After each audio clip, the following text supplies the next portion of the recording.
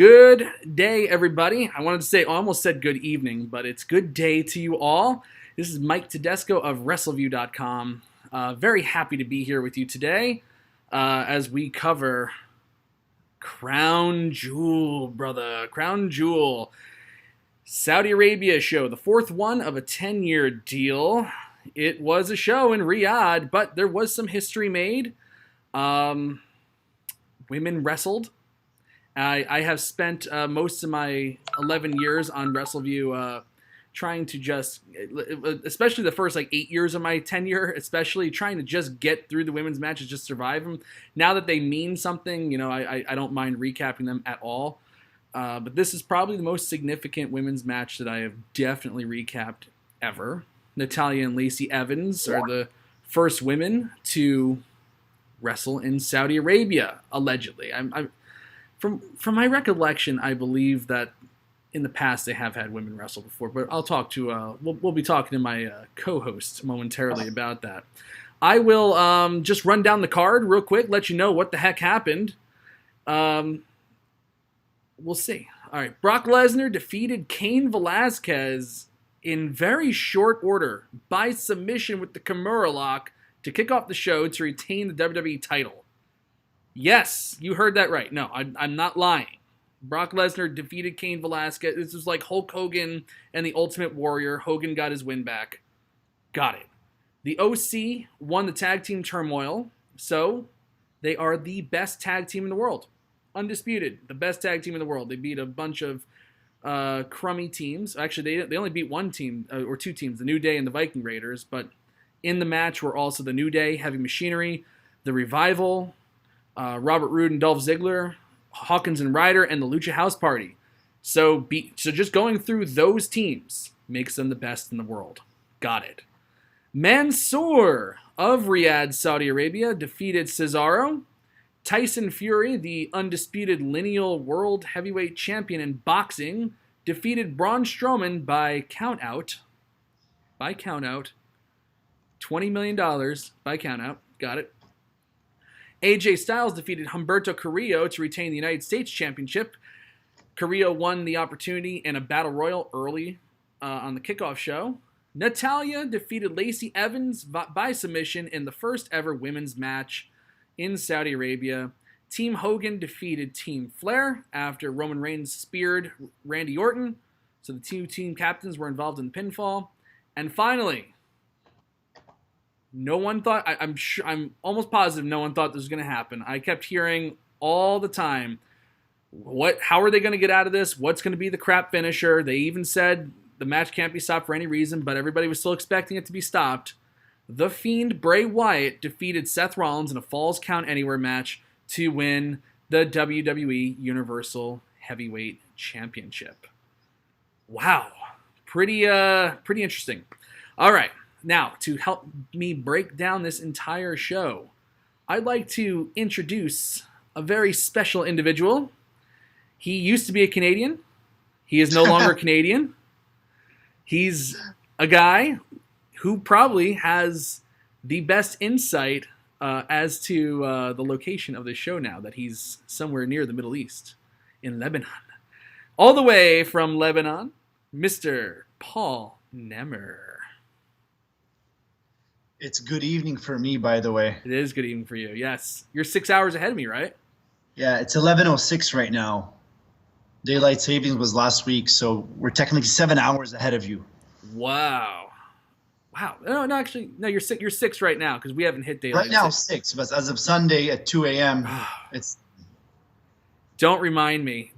Nothing worse than daylight savings time. I don't know. There's nothing more depressing than when it's just dark out at 4 o'clock in the afternoon.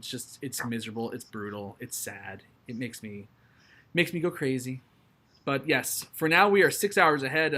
In a few days we'll be back to good old 7 hours ahead. But yeah, Paul, over in Lebanon, how is it over there? It's amazing. Just don't watch the news. It's amazing. I hear that there's a little bit of turmoil. There seems to be turmoil everywhere in that area. Yeah, huge turmoil. We're not going to get into politics, but things are getting better. So let's hope and wait and see. Good to hear. Well, Paul, we this match, this show. What did you think of it?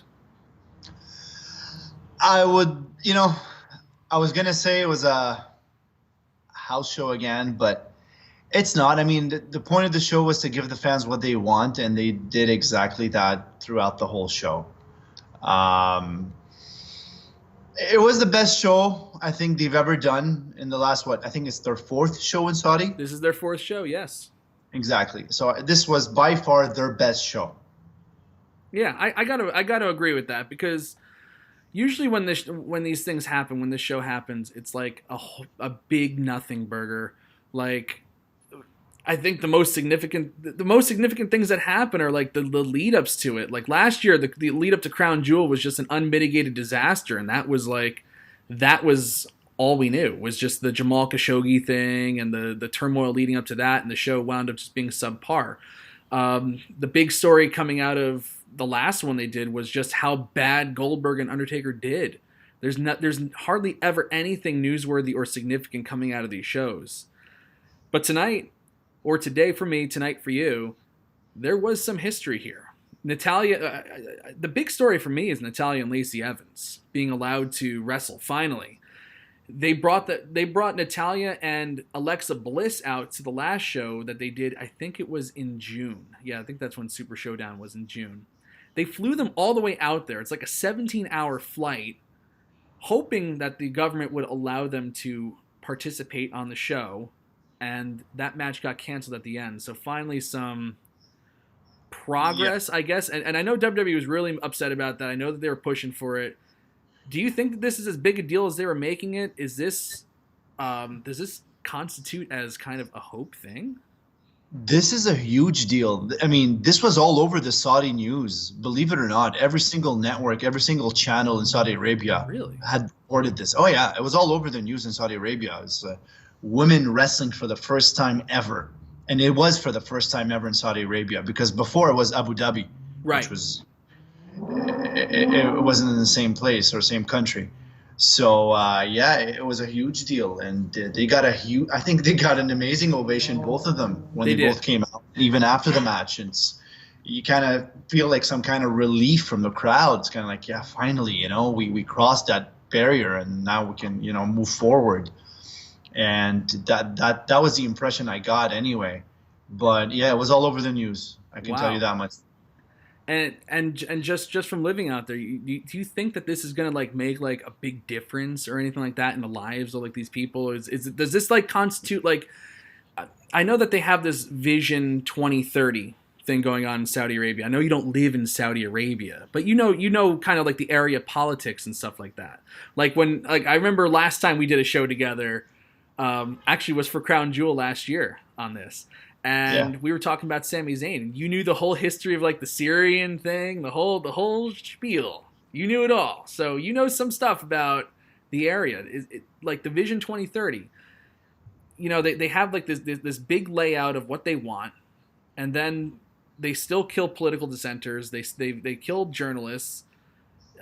Yes, Natalya and Lacey Evans wrestled. Women don't have to, I guess, cover their heads at all times. But is this really? Is this just? I guess what I'm asking is this just eyewash, or is this an actual bit showing of real change coming in the country?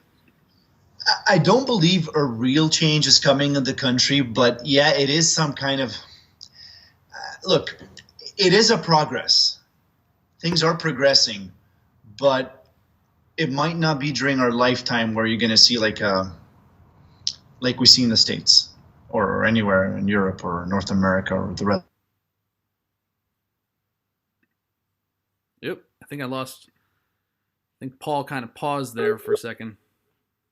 Paul? Uh-oh. Oh, there he is. Okay, sorry about that, Paul. Yeah, no problem. What were you saying? Just there. I was saying it's a progress, but at the same time, it's not a huge progress. I mean, for Saudi Arabia, it's an enormous progress. But look, it is what it is. It is Saudi Arabia, and don't think that we're going to see I mean, what women were started to drive, I think last year, Last year, yep. got their permit. So things are progressing, but it's not. I mean, in 2, 3, or 4 years, don't think women are going to be like they are in the States, with all their rights. No, it's going to take a lot of time, probably even past our lifetime. Wow. It is an extremely, I mean, conservative is not even the word. But again, I'm not knocking or anything. This is how they are. This is how they think. This is, it is what it is over there. Right. So, but I mean, we will see, depending on after tonight, we're going to see how the way the crowd reacted was amazing, but we have to also see what the government says about this and the reaction outside of the wrestling business or wrestling fans per se.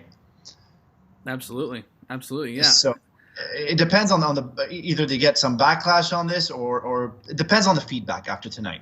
If the feedback is very positive and the King's like, you know what, no, this is good, this is cool, I like what they did, then we're gonna have another women's match next time around, next year. Right. So next year, the next show will tell all.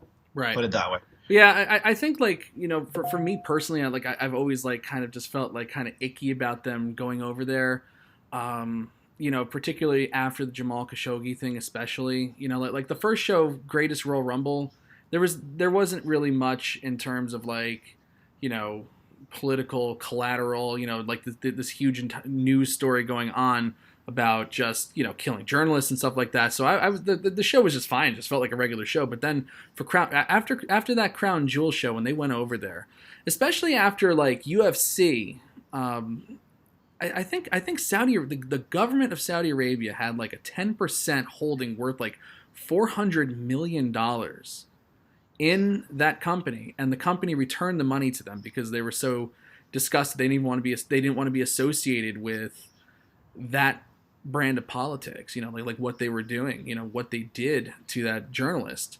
And WWE, still took the money. I always found it kind of distasteful. And then especially then they try to claim that they promote change, and they fly Natalya and Alexa Bliss out there, and then the government won't let them go. And it's I thought that was the whole purpose of this thing, was to, kind of promote change.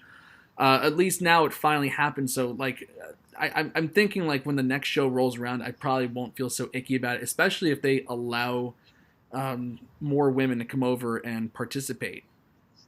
Which, the choosing of Lacey Evans and Natalya was kind of interesting too. I know. I posted an article with Stephanie McMahon talking about it, but it's kind of odd, don't you think, that they left who was the face of the company and Becky Lynch and their other champion Bayley on the sidelines for this? I think in terms of Natalya, I think it was the right choice, because she did, she's paid her dues more than any other female on the roster. Natalya has paid her dues. She's an amazing wrestler, but she's not as over as she should be. Anyway, I don't think she'll ever be as over as Becky Lynch or any other, for that matter. No, she's lacking in but personality. I was surprised with the Lacey Evans decision, and the reason Stephanie gave was pretty vague. I mean, it wasn't everything, because her daughter. I mean, they all have daughters or sons or whatever. Right. It's Natalya I could understand, but not Lacey Evans. I wouldn't.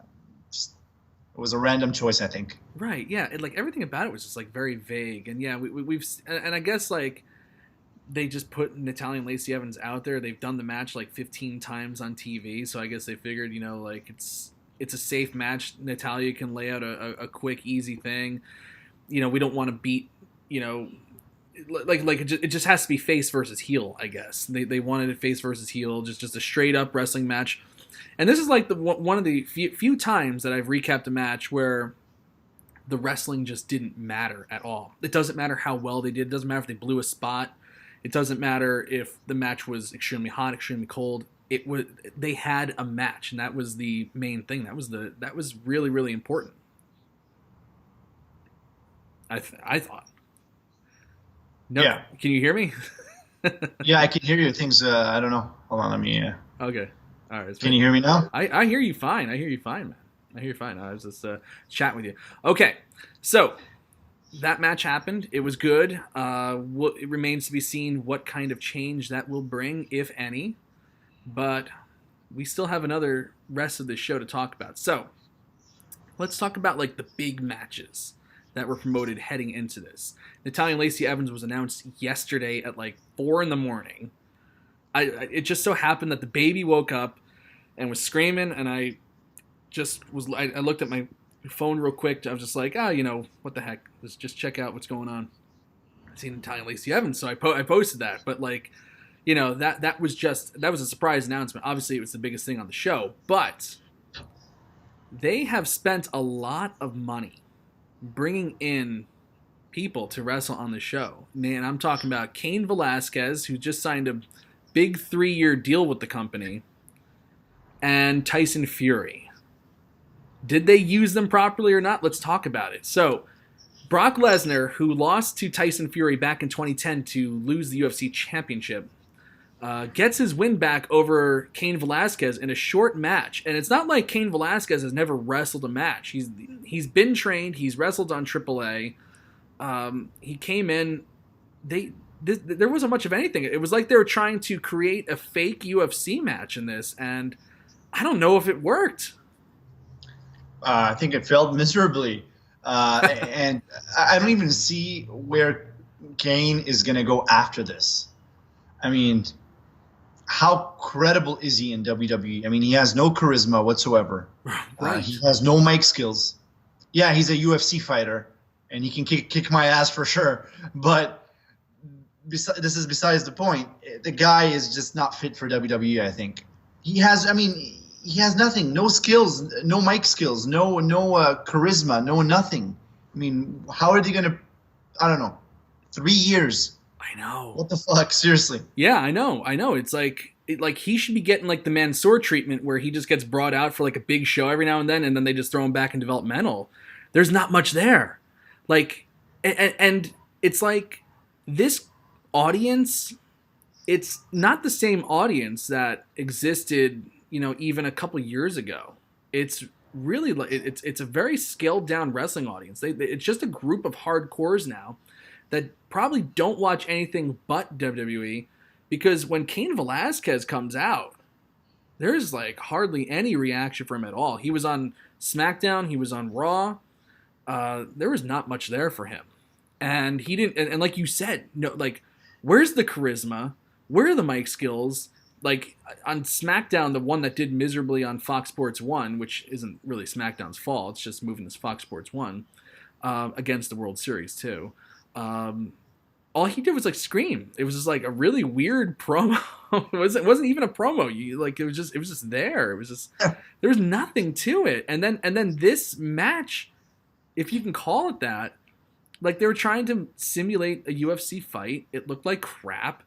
Then Lesnar takes him down and gets him in a Kimura. I just like you said, I don't see how they're going to justify this 3-year deal when he looks so significantly weak coming out of this.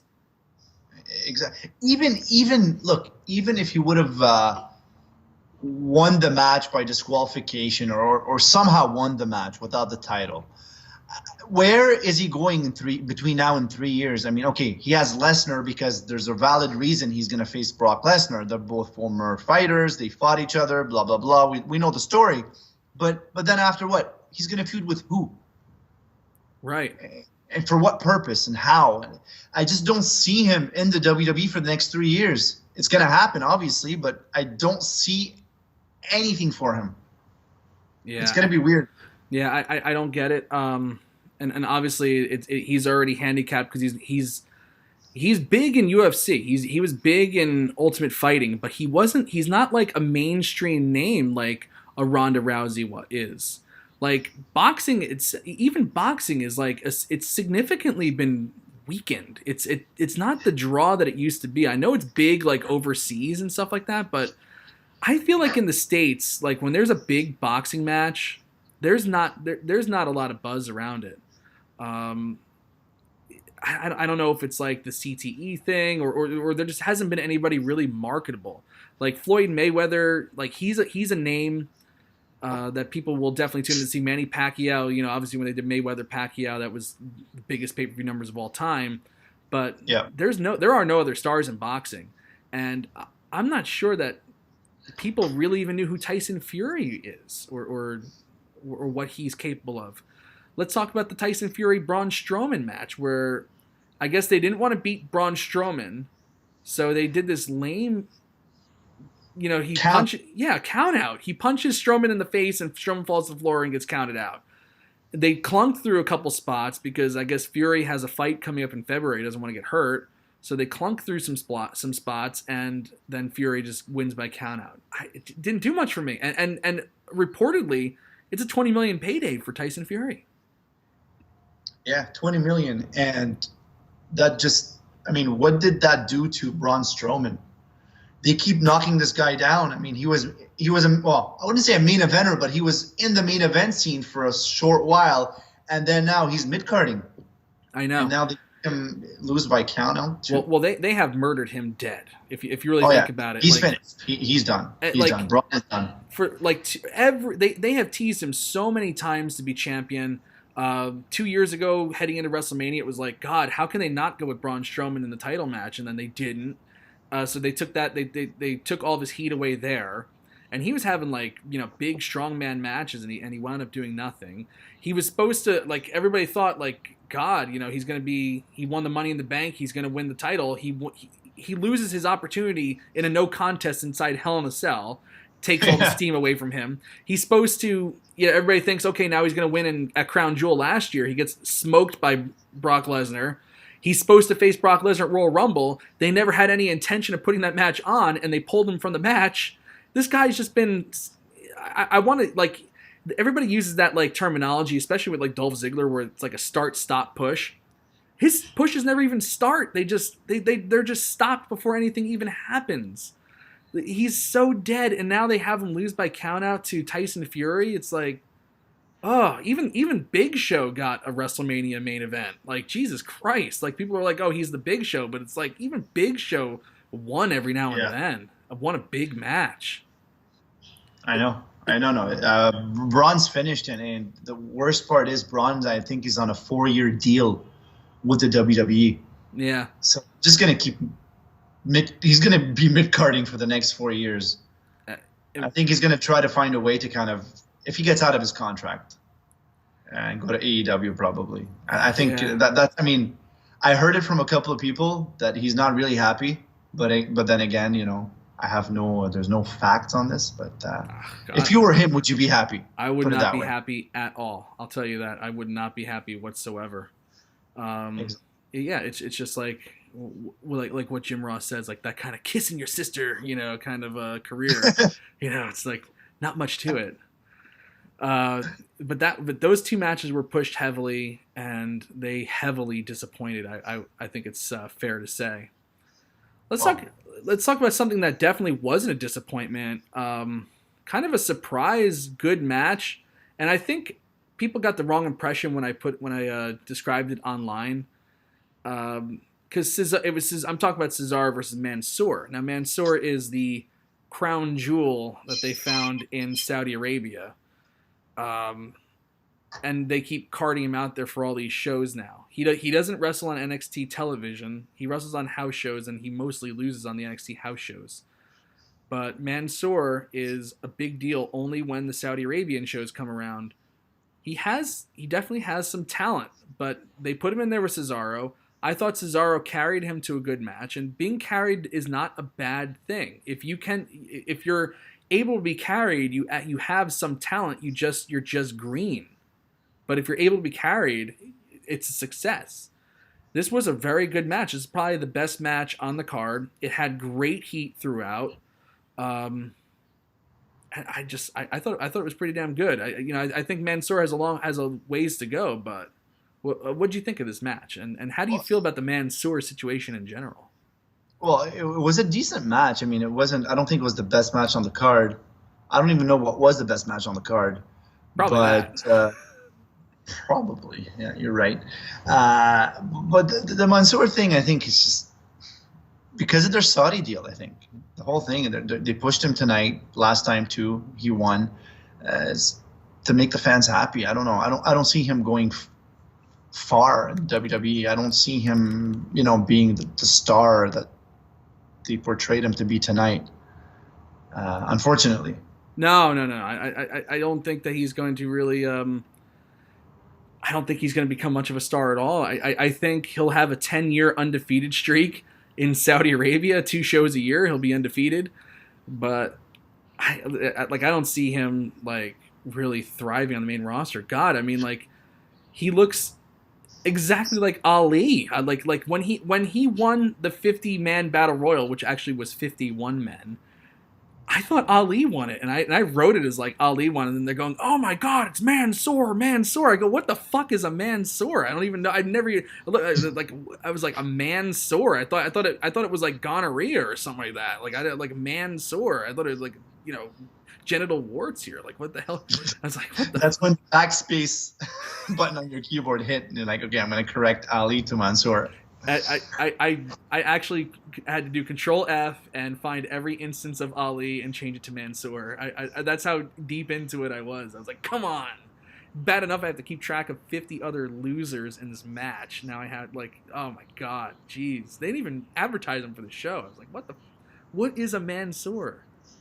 Mansoor is a name. It's an Arabic name. Mansoor.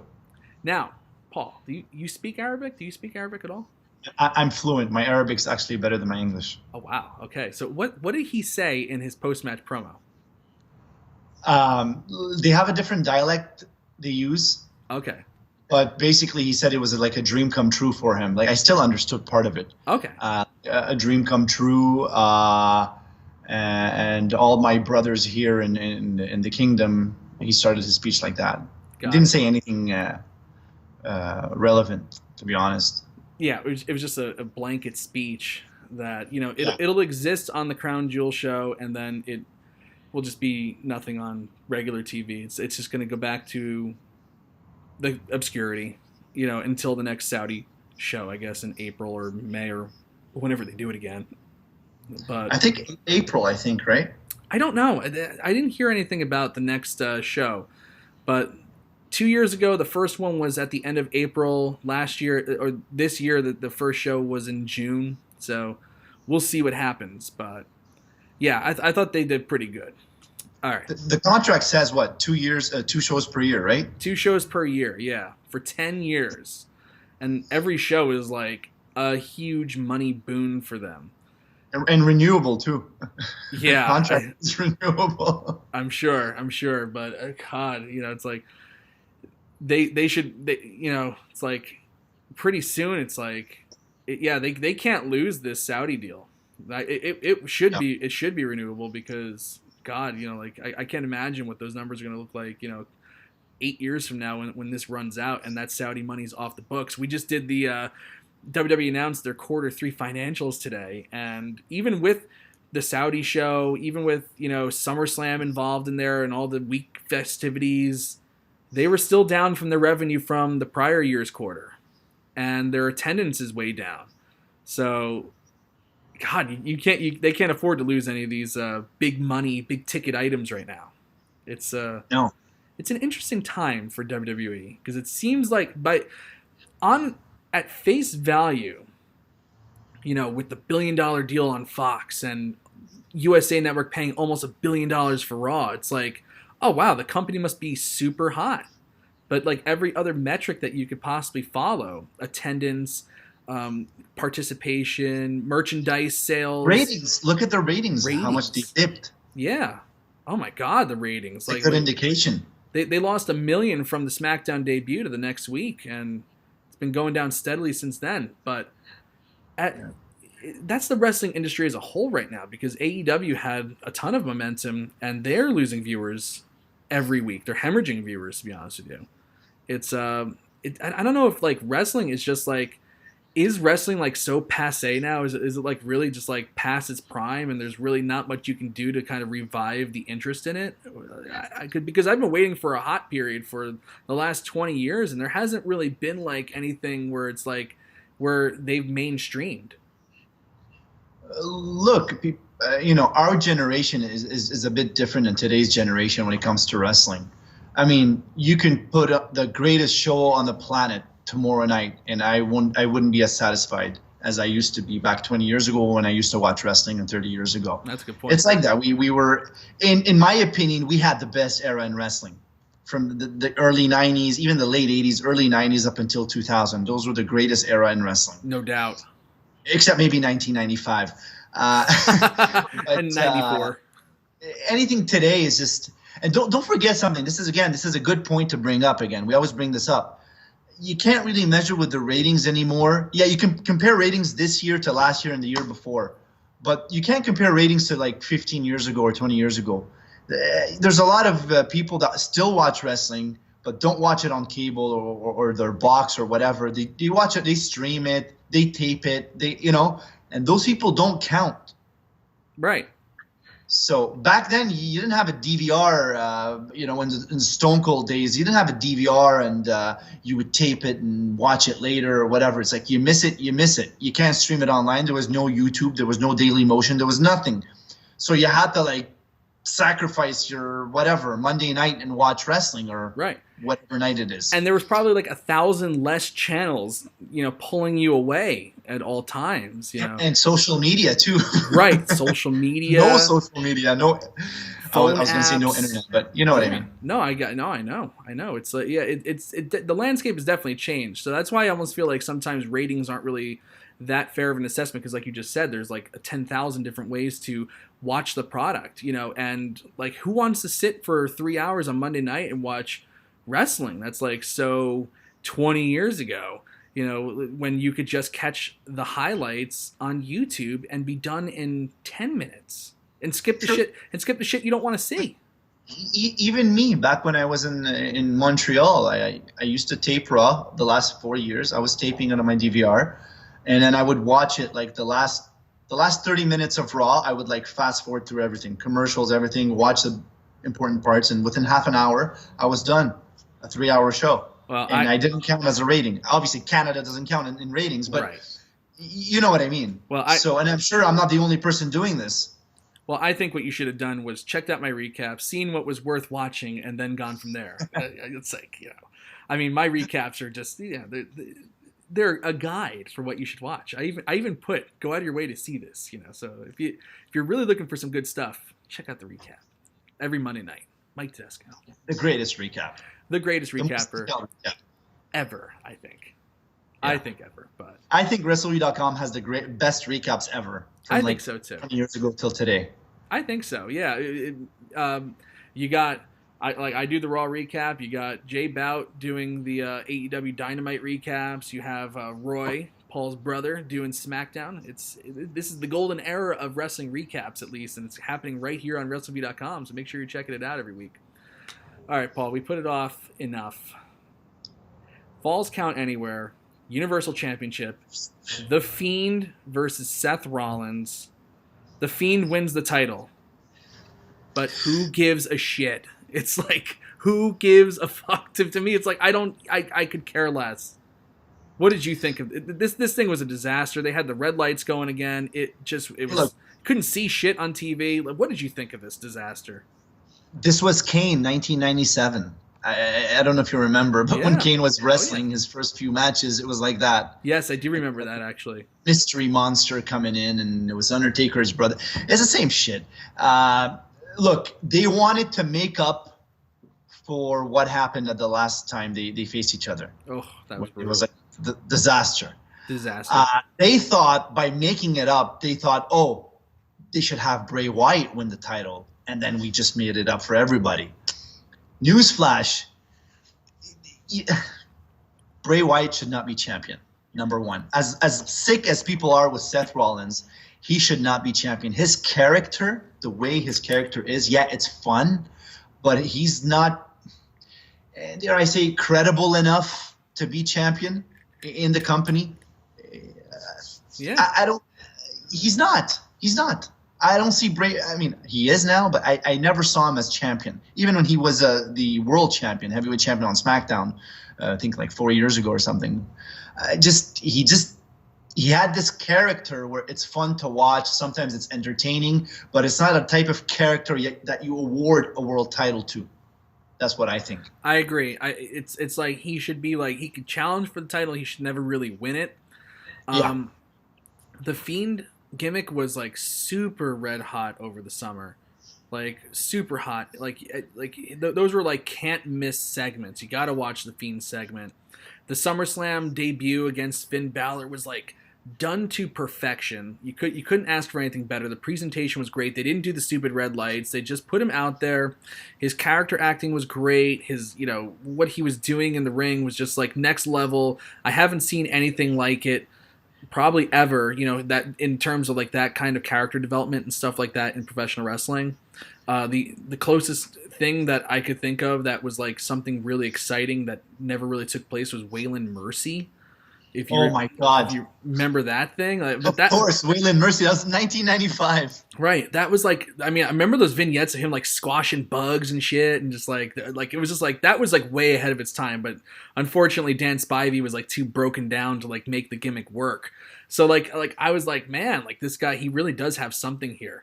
And then they did Hell in a Cell. They did like after the Finn Balor match, they didn't have him do anything, and then they put him in a title match, and it's like, wow, second match, title match. Okay. I guess they're going to give him the title, and then they didn't. And the match itself was a complete unmitigated disaster because, as usual, they take something good.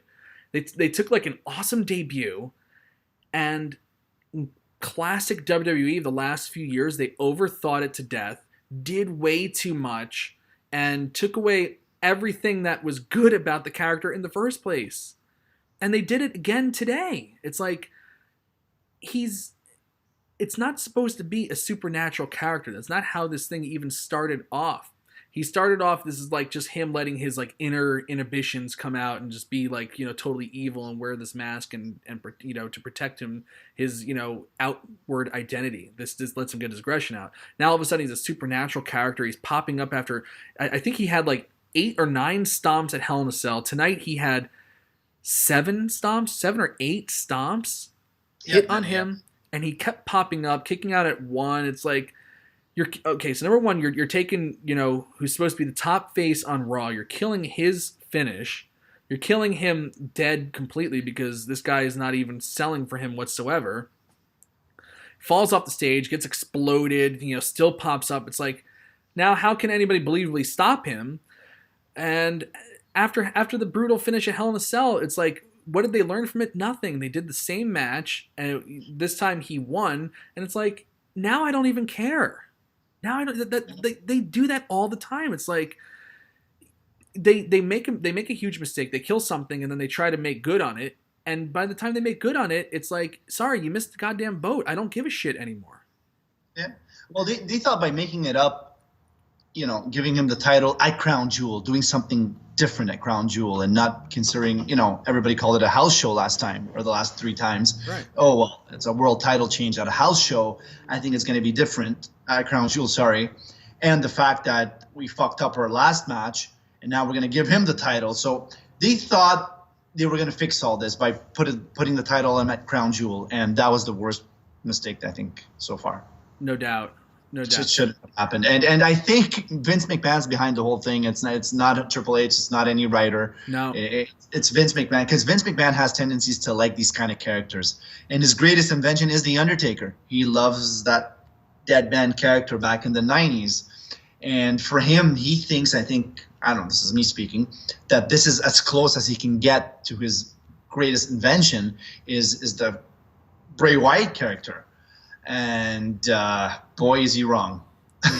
Yeah. It was working for a time, and then they overthought it to death, and they've ultimately weakened the character so much. Now the question is, with this stupid draft that they did, the WWE draft, which the last time they did it in April, they split the rosters, they killed the ratings, so they came out with the wild card rule so they can get the main eventers on all the shows.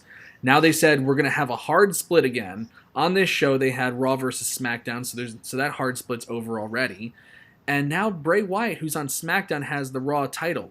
So how are they going to like just everything about this company right now is just like poor planning, no long-term thought whatsoever put into any of their storylines. It's like we're just going to do a draft just to drum up ratings, and now we're going to book ourselves into a corner by saying, well, it can't be changed. It's like, how are they going to get around this one now?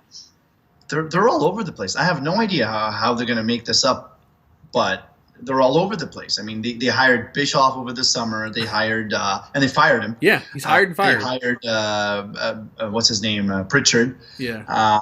It's just you can tell they're desperate. They need good writers. They need something. And they're miserably failing right now. Put it that way. Yeah. It's like they need new writers, but they need good writers, and they need to cut the fat on like the staff of 20 that don't do anything at all. It's like, they need to, like, for me, like, to fix this company, like, the first thing you gotta do is just you gotta stop writing the promos for everybody. Like main eventers at least should be able to go out there and just cut a promo and do their thing, because like they used to. Yeah, exactly. Because then you can let your personality come out rather than like what somebody thinks your personality should be. It like the ones that you connect with are the ones who are most real. Like the best characters are always like an extension of that performer, like Steve Austin, The Rock, Mick Foley, Hulk. Hulk Hogan. I think is even like kind of Hulk Hogan is Hulk Hogan in real life. He's just like he's a out there dude. He does call everybody brother. Bret Hart is Bret Hart. Shawn Michaels, he was a dick on TV. He was a dick in real life. It was like, the whole exactly the whole thing. Like these people were true to their personalities. Who is Roman Reigns? Who is Roman Reigns? Why should I care about him? Who is Seth Rollins? Why should I care about him? What does it mean to be the archetype? I don't know anything about these people. I don't get the characters. I don't think they get the characters. They just go out and recite their lines, and nothing means anything, and then it just repeat next week. It's an odd. It's like they did this whole entire writing staff to try to like make things less like less sporadic or I'm not thinking of the right word right now, but like less spontaneous, I guess. They didn't want any surprises. But in doing that, they made it worse. It's like change for the sake of change is just sometimes not good. Yeah, no, it's true. And speaking of Seth Rollins, I think remember when he was heel with Triple H and Stephanie, and he had the belt, and then he was injured, so he had to give up the belt, and he left for several months and came back, and he never was the same again. Oh, yeah. And then what catapulted him was that one night in Montreal when they gave him like a 10-minute standing ovation. And WWE staff was like, oh my God, look, Montreal fans are amazing. Look, they just gave him a 10-minute ovation. And if you remember, I think it was like a couple of years ago, or a year and a half ago, not even, everything changed for Seth Rollins. They just catapulted him again. And it's kind of like, okay, yeah, he's an amazing wrestler. I think he has the most endurance on the roster. No doubt. But he's not Shawn Michaels. He's not Bret Hart. He's not. But again, you can't compare. It was a different generation, I think, and maybe for today, if you talk to someone that's 16, 17, 18, 20 years old today, for him, I think Seth Rollins is a Shawn Michaels, or is a Sting, or is a Bret Hart, or is a, you know what I mean? Yeah, but do they connect with them like you would a Bret Hart and a Shawn Michaels? I watch, I enjoy, when there's a good match, I'm like, okay, great, cool, good match, but it's like I don't feel like any connection. Maybe it's just it's passed me by. Maybe I'm not the audience. Maybe I'm not supposed to connect with these people. We're not supposed to. That's the thing. Yeah. We're not supposed to connect. Our generation is different. It's right. Normal. Absolutely normal. But what didn't connect with anybody was the friggin' match. Yeah. Lights out match. Like, seriously? Ugh. What is this, Cain? I know. It was just... The match itself was a disaster. I don't know what this title reign is going to look like. I don't know how they're going to book themselves out of this one, but it's not looking pretty. It's not a good start for it. It's like they missed the boat on it. I'm not excited about it. Oh, this title reign is going to be exactly the same as his last title reign on SmackDown when he won it in, I think, at Elimination Chamber, right? Yes. So it's going to be the same type of reign. Just nobody cares, and in the end, it's like, okay, he's not a worthy champion, so let's take the belt off of him. Exactly. And I think they're going to put it on Roman Reigns next. Wow, that would be something. But again, like now Raw, a 3-hour show, has no title. So now you have to watch a 3-hour show where the main focus of the show, the title, is nowhere to be seen. There is no title. SmackDown has both titles. Why watch Raw? We're not sure they can change the script any given day of the week, right? They can come on Raw and say, because, whenever a champion wins the title, he has to switch brands or go to the brand according to that title. I think they will probably wind up doing that. Yeah, it's not I'm not worried about that. I mean, they're not going to leave Raw just like that. I don't know. Yeah, it's just definitely something. Okay, let's continue on. Let's talk about Team Hogan versus Team Flair. I think, there's only like 2 other things to really talk about. And honestly, like AJ Styles and Humberto Carrillo, not really worth talking about at all. Just it happened. It was extremely predictable that they were even going in that direction. I said it on Post Raw this past Monday that Carrillo's definitely winning the Battle Royal. The only thing I was wrong about was I thought that they would make the switch for the United States title to Humberto Carrillo. But I guess if you're going to change the title in the main event, you don't want to do that. So let's talk about Team Hogan versus Team Flair.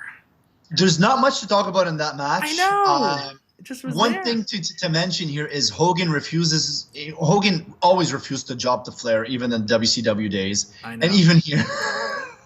he jobbed once to him, and I only know that because I saw it recently, because like I like a couple of years ago I was just like, let me just start from the beginning of Raw. And when did he job to Flair? It was like sometime in 1996, early 96. But of course there was like a million things of interference, and then I actually went and read the old Wrestling Observer from that time, and Dave Meltzer was like, wow, Flair finally beat Hogan. Tons and tons of interference in the match, but it wound up ultimately meaning nothing. But yeah, he beat him. I think he beat him once. Clash of the Champions was it? I think. Yeah. Now I think it was just a regular Nitro. Nitro? Yeah, it was just a regular Nitro. No, at the Clash it was Hogan that beat him. Hogan beat him at Clash. Hogan always beats him at any big show. Yeah, but so there is at least one victory there, but man, a forgotten one. Yeah, what is Jimmy Hart doing there? It's like wherever Hogan goes, Jimmy Hart goes. He's like I had there was a convention. I don't remember. One time I had interviewed Hulk Hogan in person. That's cool. He was in Montreal, and he was promoted there with Mick Foley. Mick Foley was there too. That's an odd pairing. Yeah, they were separate. And what happened was, I'm interviewing Hogan. All of a sudden, Jimmy Hart jumps in. I was like, what the fuck? What is he doing here? And then I asked Hogan about the black guy at WrestleMania 9, how, about the rumors about that and stuff like that. And he doesn't remember anything.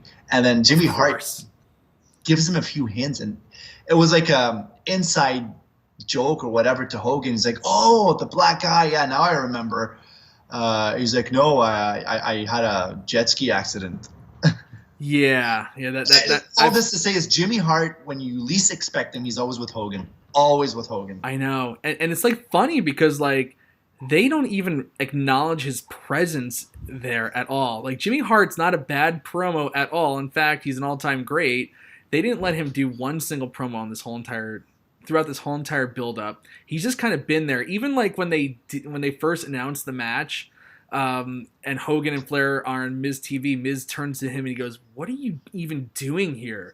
It's just like even like when Hogan was making his entrance, they were going out of their way to not show Jimmy Hart. It's almost like Hogan's like, "Well, brother, I gotta have Jimmy Hart with me." It's like, what? Why are you here? What is the purpose of your life here? I have no idea. I don't even know if the Saudis asked for him to be there. It's like, if Hogan's there, I want to see Jimmy Hart there. I have no idea. I don't think anybody's ever asked for Jimmy Hart to be anywhere. Yeah, that's true. But Saudi Arabia, they're pretty unique because they're stuck the old school days. Oh yeah. You remember last time the first How the could I greatest forget? Royal Rumble, you had to ask for Yokozuna and Ultimate Warrior to be there. Didn't they want they Andre had to break too? it to them that they both had passed away. Right. Didn't they want So- Andre the Giant there too? Like, No, not Andre. No, okay, all right. At least they knew Andre died.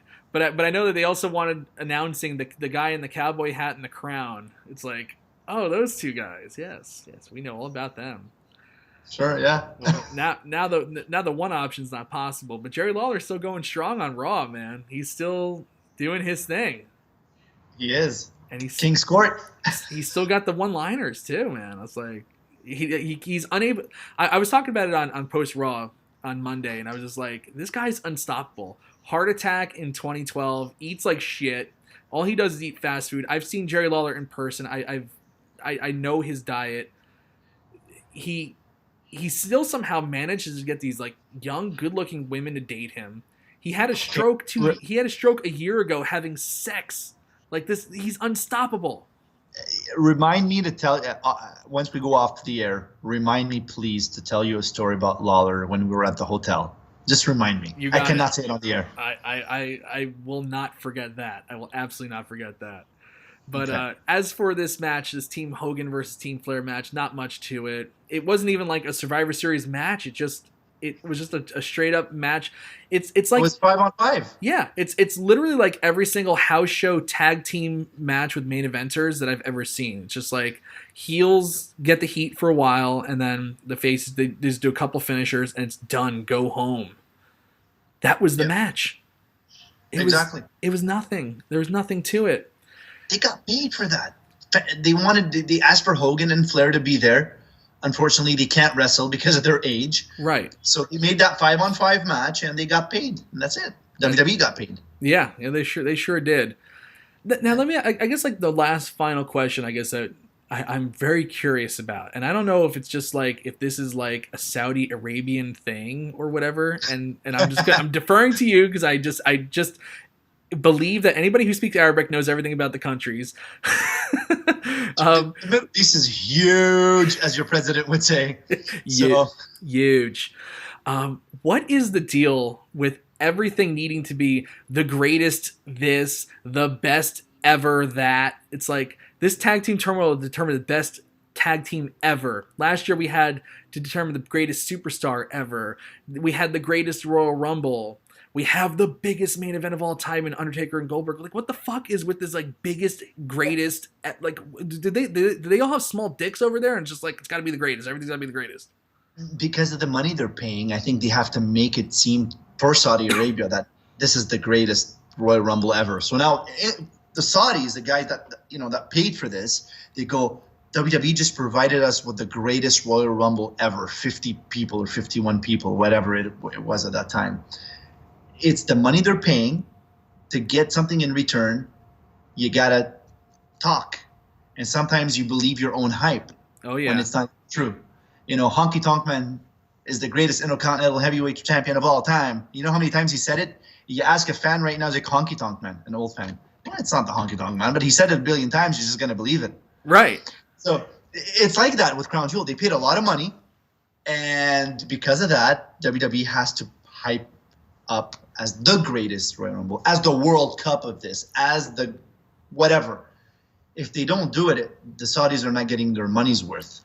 That's how they think. I guess so. It just sounds so corny and so cringy, especially like the commentators they already have like a credibility issue. And when Michael Cole's going, well, they're the best tag team ever. It's like, okay, Demolition, Hart Foundation, the Rockers, Midnight Express, Steiner Brothers. Name your tag team. They're the best ever. Luke Gallows and Carl Anderson. That's the peak, the pinnacle of tag team wrestling. That's it right there because they won a tag team turmoil. Got it. Okay, great. Oh, yeah. Overall, Paul, thumbs up, thumbs down. What the hell did you think of this show? Okay. One show alone, thumbs down. But if I want to compare it to the 3 other shows prior, that's a good one. Thumbs up. Thumbs up. Thumbs up. Massive improvement. Yeah. Compared to the other 3 shows, this was the best of the Saudi Arabia shows so far, just because of that. everything else could have sucked, and a good portion of this card did suck. Don't get me wrong, it wasn't that great of a card. But the women's match, I felt good watching it. I felt happy when they were doing the crowd shots of the women in the crowd, and like they really did look genuinely moved. The excitement of the kids at ringside when Natalya and Lacey Evans were going around giving high fives. And just knowing the significance of like how hard that they fought to get this match on the card, and knowing a little bit about, the plight of women in that area, like I felt good watching it. And for me, even if the rest of the show sucked, that would give it a thumbs up automatically. It's definitely the most significant thing that's ever happened on this show, and that includes title changes and what have you. It was, and you know what? Props to WWE for that. Seriously. Yes. Yeah. We spent a lot of time on this show kind of talking about their shortcomings, and there's plenty of them right now. But this was a big triumph for this company, and kudos to them. Absolutely. 100%. I mean, they did something no one was able to do. Yeah. Locally or internationally. Right. For Saudi Arabia. Right. So and hopefully at the next, we'll find out at the next pay-per-view. We'll see what happens. Exactly. Yeah, we'll see next time they're over there. If Becky Lynch isn't wrestling, it'll be. I'd be very surprised. So with that, why was what's his name, Ricochet? What the fuck was he wearing? He's a real life superhero, Paul. That's the gimmick that they've given him. So now he's got to dress up like a superhero. That's going to get him over, man. He's going to be over so huge. The real-life superhero who can't win matches. That's, yeah. I know, it's stupid. I just had to bring that up. Yeah, that was pretty brutal. How about, you talk about Ricochet. What, Paul, I don't know how much wrestling you watch lately, but what did you think of Shorty G? Chad Gable.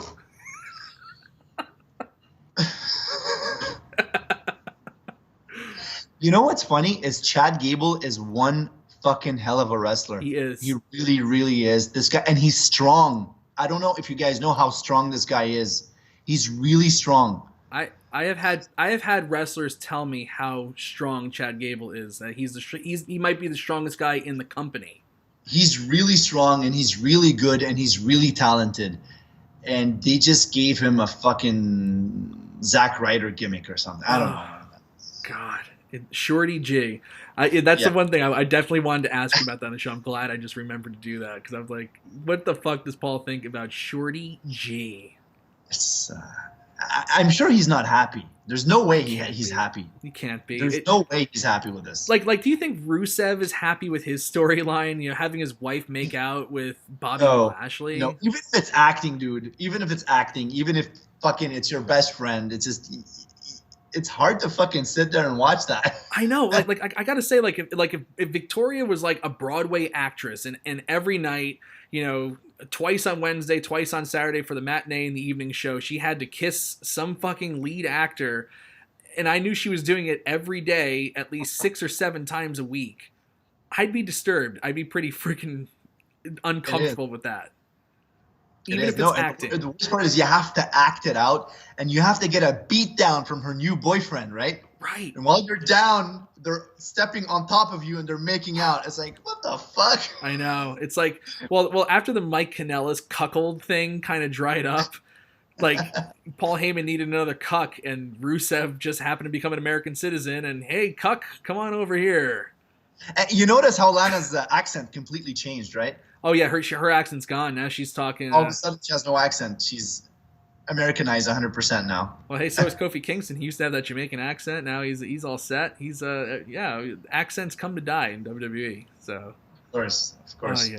They got problems, man. But we'll be back again talking about them the next time we're on. Overall, I'm going to give this show a thumbs up just for the women. And looking at the Wrestleview Twitter poll here, we got 59% thumbs up right now. So that'll be a first time ever for Saudi Arabian. 60%. That's good. That's a 6 on 10. Yes, exactly. So that'll be the first time ever if this gets a thumbs up out of 4 shows that this show ever got a thumbs up. So pretty interesting. Well, I don't know if it means anything. they did do a couple of things, right? A title change, and one of the most important titles, the second most important title in the company, was changed, and the women's match. Yeah. So they got that going. But so I'll give it a thumbs up, a tepid thumbs up, but I'll give it there. 60% of you give a thumbs up. And that's that. So we're gonna. Bret Hart Twitter gave it a 4 on 10. Yeah, Bret Hart Twitter. He probably means it too. And the 4 is only for Natalia. He's just being nice. Yeah, that's Bret Hart being kind to it. Oh God, I just looked at the chat room and they were talking about the accent. Once you go black, the accent doesn't come back. Apparently. Yes, so once you go black, you never go back. I'm not even touching that one. Okay. On that note, I'm Mike Tedesco, Paul's editor-in-chief for his website. Paul's editor. I am Paul's person. Paul's person. That's it. On that note, have a great weekend, everybody. We'll talk to you soon. Happy Halloween to everybody in the States. I'm going to go enjoy with my newborn daughter. Have a good one, everybody. Take care, guys.